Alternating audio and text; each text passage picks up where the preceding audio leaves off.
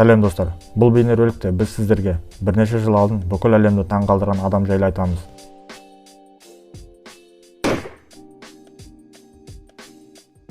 Савджи Дхалак, Үндістанның Дудхала ауылының қарапайым отбасына шыққан. Мектепте 4-ші сыныпқа дейін оқып, 13 жасында тастап кетті. Сосын кәмелеттік жасқа дейін туысқан ағасының шағын кәсібіне көмектесіп, кейіннен өзі аз мөлшерде несие алып, өзінің жеке кәсібін ашты. Жұмысы жоғарыға өрліп, 1984 жылы алмаз бизнесін ашып, 1994 жылы Мумбайда алмазды экспортқа шығаратын кеңсесін ашты. Қазіргі кезде негізін қалаған Хари Кришна экспорт компаниясы алмаз саудасы бойынша әлемдегі жетекші компаниялардың бірі болып саналады. 7000-ға жуық қызметкері бар Хари Криш экспорт компаниясы әлемнің 70-ке жуық мемлекетіне жылына $700 миллион жуық алмаз экспорттайды. Савджи Дхалак бірнеше жыл алдын Үндістанның мемлекеттік Дивали мерекесінде жұмысшыларын қалалық стадионға жинап, өзінің сөзін аяқтап болған соң, жақсы жетістікке жеткен компанияның жұмысшыларына 1260 автокөлік, 400 үй сыйлады.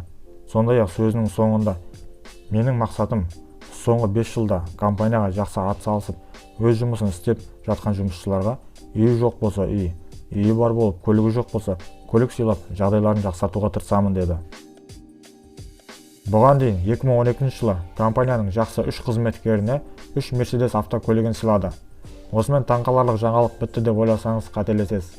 2016 жылдың жаз айында Савджи өзінің 21 жасар баласына кішігірім қалаға барып, өзіне жұмыс және тұратын жер тауып, өз күніңді көр деп жіберді. Ол өзімен тек 3 түрлі киім және керек болып қалды 7000 рупий ғана алды. Сондай-ақ миллионер баласына кетерден алдын шарт қойған. Еш жерде отбасының атын істетпеуі керек. Бір жерде бір аптадан артық жұмыс істемеуі, әкесі әперген телефонды пайдаланбау керек. Және де бір жылдан кейін үйге қайтып оралған кезде алып кеткен 7000 рупийді алып келу керек.